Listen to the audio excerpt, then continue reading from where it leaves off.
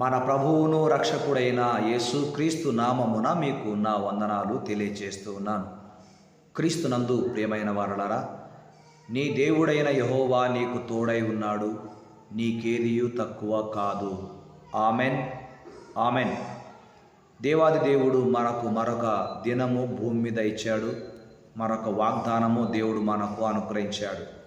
దేవాది దేవుడు ఈ దినము మన కొరకై బయలుపరిచిన వాగ్దానమును బట్టి దేవునికి వందనాలు, కృతజ్ఞతలు చెల్లించుదాం.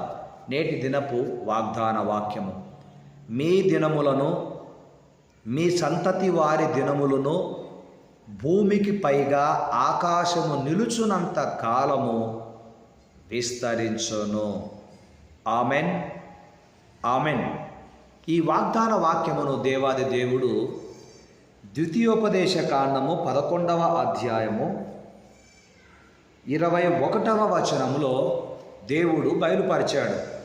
21వ వచనములో ఈలాగున తన ప్రజలైన ఇశ్రాయేలీయులతో మోషే గారి ద్వారా ఈ మాట తెలియజేశాడు: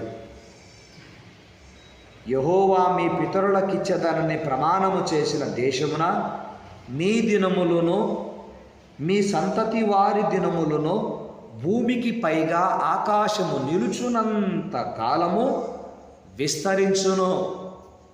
ఆమెన్, ఆమెన్. ఈ వాగ్దానమును దేవుడు తన ప్రజలకు తెలియచేశాడు. అయితే దేవుని వాగ్దానాలు ఎప్పుడూ కూడా షరతులతో అవి కూడి ఉంటాయి. వాగ్దానము ఉచితమే, కానీ దానికి ముందు కొన్ని షరతులు దేవుడు తన ప్రజలకు ఇచ్చాడు. ఆ షరతులు చేయగలిగిన షరతులే. మనము చేయగలిగిన వాటినే దేవుడు మనకు ఇస్తాడు, కానీ మనము చేయలేని వాటిని, మనం భరించలేని వాటిని దేవుడు చేయమని ఎప్పుడూ చెప్పడు. కనుక ఆ దేవుడు ఈ ద్వితీయోపదేశ కాండములో ఒక 4 విషయాలు ఆయన తన ప్రజలకు చేయమని చెప్పాడు. అలా మీరు చేస్తే మీ దినములను, మీ సంతతి వారి దినములను భూమికి పైగా ఆకాశము నిలుచునంత కాలము విస్తరించును అన్నాడు. ఏం చేయాలి అంటే, 1, ఆయనను ప్రేమించాలి. ఆయనను ప్రేమించాలి. 2వదిగా ఆయన ఆజ్ఞలను పాటించాలి. 9వ వచనములో ఉంది, ఆయన ఆజ్ఞలను పాటించాలి. 1, ఆయనను ప్రేమించాలి. 11వ అధ్యాయము 1వ వచనములో ఉంది ద్వితీయోపదేశ కాండం. 2వది, ఆయన ఆజ్ఞలను పాటించాలి. 9వ వచనములో ఉంది. ద్వితీయోపదేశ కాండం 11వ అధ్యాయము 18వ వచనంలో ఆయన పరిచర్య చేయాలి. ఆయనను సేవించాలి అని ఉంది, పరిచర్య చేయాలి. పరిచర్యకు ప్రోత్సాహకరంగా ఉండాలి. ఇక ద్వితీయోపదేశ కాండం 11వ అధ్యాయంలో 4వదిగా 16వ వచనములో ఉంది, ఇతర దేవతలను పూజించి వాటికి నమస్కరింపకుండా మీరు జాగ్రత్త పడాలి. ఈ 4 విషయాలు దేవుడు తన ప్రజలకు చేయమనిచ్చాడు.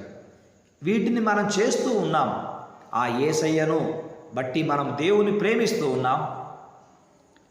2వదిగా ఆయన ఆజ్ఞలను మనం పాటిస్తూ ఉన్నాం. ఆయన ఆజ్ఞలను పాటిస్తూ ఉన్నాం. 3వదిగా ఆయన పరిచర్య చేస్తూ ఉన్నాం. ఆయన పరిచర్యలో ఉన్నాం. పరిచర్యకు ప్రోత్సాహకరంగా ఉన్నాం. 4వదిగా మనం ఇతర దేవతలను పూజించడం లేదు, వాటిని ఆరాధించడం లేదు, మన యేసయ్యనే ఆరాధిస్తూ ఉన్నాం. గనుక క్రీస్తునందు ప్రియమైనటువంటి వారలారా, ఇలాగూ చేస్తున్నటువంటి తన బిడ్డలమైనటువంటి మన జీవితంలో ఈ చదవబడినటువంటి మనకి ఇవ్వబడినటువంటి వాగ్దానములో, ఈ వాక్య భాగములో రాబోయే తరానికి దేవుని గురించిన ఒక గొప్ప సంకల్పము గురించి వ్రాయబడి ఉంది. ఒక గొప్ప సంకల్పము దేవుడు నీ కుటుంబం గురించి, నీ బిడ్డల గురించి ఆయన కలిగి ఉన్నాడని మనము గమనించాలి. ఎందుకంటే ఈ ద్వితీయోపదేశ కాండం 11వ అధ్యాయంలో ఒక 4 తరాల గురించి దేవుడు తెలియచేశాడు. 4 తరాలు. మొదటి తరము మీ పితరులు అన్నాడు 21వ వచనములో. రెండవది 18వ వచనములో మీరు అన్నాడు, మీరు రెండవ తరము. ఇక మూడవ తరం 19వ వచనములో మీ పిల్లలు అన్నాడు, మీ పిల్లలు. ఇక నాలుగవ తరం వచ్చేసేసి మీ సంతతి వారు అన్నాడు. మీ సంతతి వారంటే మనకు కలిగిన సంతానానికి కలిగిన వారు. నాలుగు తరాల గురించి ఇక్కడ దేవుడు తన సంకల్పాన్ని తెలియచేశాడు. కనుక మనం మాత్రమే కాదు, కానీ మన బిడ్డలు కూడా, వారి బిడ్డలు కూడా భూమి మీద విస్తరించాలి, వారు అభివృద్ధి పొందాలి, వారు దీవించబడాలి అని దేవుడు ఆశపడ్డాడు. క్రీస్తునందు ప్రియమైనటువంటి వారలారా, అలాంటి కుటుంబాలుగా, అలాంటి గృహాలుగా మనవి ఉండాలని దేవుడు ఆశపడుతున్నాడు.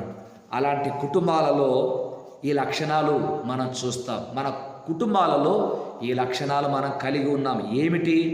ఒకటి ప్రేమ, రెండవది పరస్పర సంబంధం, మూడవది పరిశుద్ధత, నాలుగవది ప్రార్థన, ఐదవది పంచే గుణము.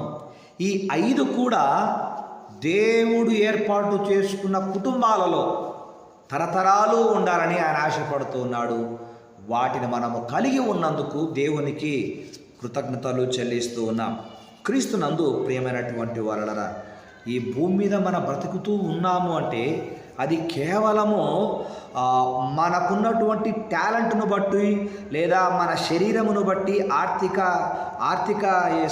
ఆర్థికంగా దాన్ని బట్టి, జ్ఞానమును బట్టి, విజ్ఞానమును బట్టి, మనకున్న సామర్థ్యములను బట్టి మనం బ్రతకడం లేదు. కానీ దేవుని ఆశీర్వాదము వలన మనము ఈ భూమి మీద బ్రతుకుతూ ఉన్నాం. దేవుడు మనలను మాత్రమే కాదు, కానీ మీ దినములను, మీ సంతతి వారి దినములను భూమికి పైగా ఆకాశం నిలుచునంత కాలము విస్తరించును అని వాగ్దానం చేశాడు. విస్తరించును అంటే దేనిలో విస్తరించాలో ఒక 5 విషయాలు మనం చూసాం. ఒకటి ప్రేమలో, రెండవది పరస్పర సంబంధములో, మూడవది పరిశుద్ధతలో, నాలుగవది ప్రార్థనలో, ఐదవది పంచే గుణములో. ఇట్టి భాగ్యానికి నోచుకోవడానికి కృప చూపించిన దేవునికి వందనాలు చెల్లిస్తూ, రాబోయే తరము కూడా, రాబోయే తరము వీటిని అనుసరించి జీవించినట్లు దేవుని వాగ్దానము వారు పొంది దీవించబడుటకు దేవునికి కృతజ్ఞతలు చెల్లిస్తూ ప్రార్థన చేసుకుందాం. మహాపరిశుద్ధుడైన నా తండ్రి, మీకు వందనాలు చెల్లిస్తున్నాం దేవా. మేము చదువుకున్న వాక్య భాగములో రాబోయే తరానికి మీ సంకల్పము గురించి మీరు తెలియచేశారు.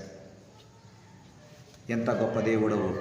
మీ దినములను, మీ సంతతి వారి దినములను భూమికి పైగా ఆకాశము నిలుచునంత కాలము విస్తరిస్తారని మీరు తెలియచేశారు. దేనిలో విస్తరించాలో ఒక 5 విషయాలు మీరు మాకు తెలియచేసినందుకు వందనాలు చెల్లిస్తున్నాం.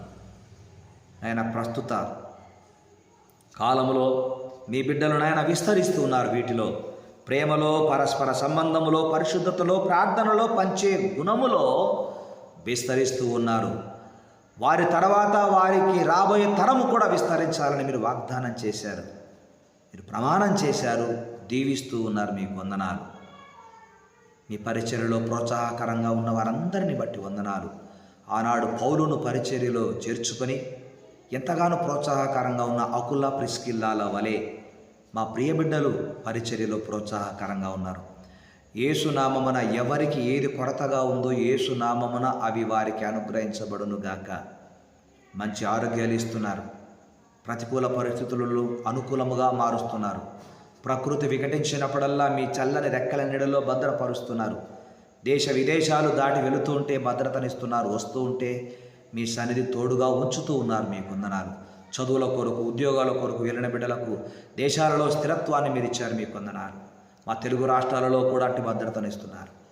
కానీ గత కొన్ని దినముల నుంచి విపరీతమైన వర్షాల చేత విజయవాడ ప్రాంతమంతా కూడా నీట మునిగి ఉంది. ప్రజలు అతలాకుతలమైపోతున్నారు. నాయన అటు వారికి మీ భద్రత దయచేయమని యేసునామమున ప్రార్థిస్తున్నాము తండ్రి. Amen, amen. May God bless you, may God bless you all.